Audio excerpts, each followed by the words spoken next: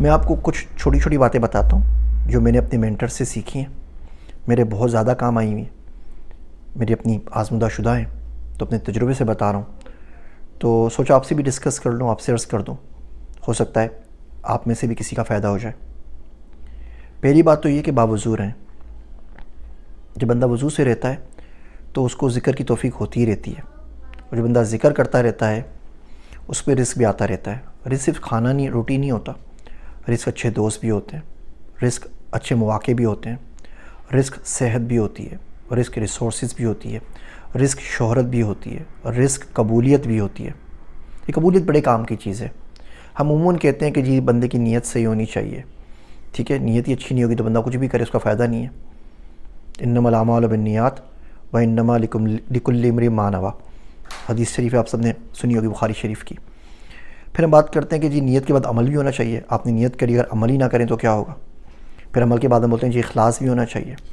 اخلاص نہیں ہوگا تو ظاہر بات ہے پھر سارا عمل جو ہے وہ عقارت چلے جائے گا۔ اس کے بعد بھی ایک چیز ہے اور وہ ہے قبولیت۔ سارے کام کر لیں، آپ کا عقیدہ بھی ٹھیک ہے، آپ کی نیت بھی ٹھیک ہے، آپ نے عمل بھی کیا ہے، اس میں اخلاص بھی ہے، اس کے باوجود اگر وہ قبول نہ ہو تو آپ کیا کر سکتے ہیں؟ مارتے رہیں ٹکرے، نہیں سنے اللہ میاں۔ تو بہرحال ہم واپس آتے ہیں رزق کی طرف۔ تو پہلی بات تو باوضو رہی ہے۔ دوسری چیز میرے والد صاحب نے مجھے سکھائی وہ تھی اوابین کی نماز پڑھنا۔ جب آپ مغرب کی نماز پڑھتے ہیں اس کے بعد آپ 6 رکعتیں بڑھا لیجئے۔ کچھ حضرات 4 کہتے ہیں، 2 نفل کے بعد، 2 سنت کے بعد، کچھ 6 رکعت کہتے ہیں۔ 6 رکعت بہت آرام سے ہو جاتی ہیں، 10-12 منٹ لگتے ہیں، زیادہ ٹائم نہیں لگتا۔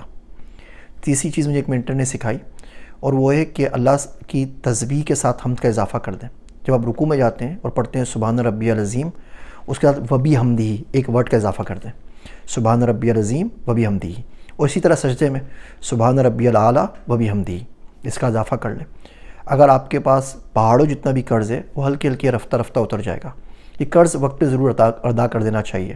اس کا آسان سا نسخہ یہ ہے، ایکسل شیٹ میں آپ لکھ لیجئے کس شخص کو آپ کو کتنے پیسے دینے ہیں، اب اس کے پیسے دینا شروع ہو جائیے۔ لاکھ روپے بھی لیا ہے نا، آپ 100 روپے بھی اگر دے سکتے ہیں نا ہفتے کا، اس کا آپ 100 روپے باندھ دیجئے۔ مہینے کا 100 روپے دے سکتے ہیں، 100 روپے باندھ دیجئے، بھلے اس کا لاکھ ہے۔ بولے بھائی میں دے رہا ہوں، میری نیت ہے، اور یہ دعا مانگتے رہیے وہ بھی حمدی والی۔ آپ دیکھیں گے اگر آپ نے 10 سال میں دینے کا سوچا ہے نا تو شاید وہ 3 مہینوں میں سارا کا سارا اس کا قرض اتر جائے۔ لوگوں کا قرض دبا کے بیٹھ جانا کوئی اچھی بات نہیں ہوتی۔ اس کے علاوہ رزق میں یہ کام کیجئے کہ رزق کا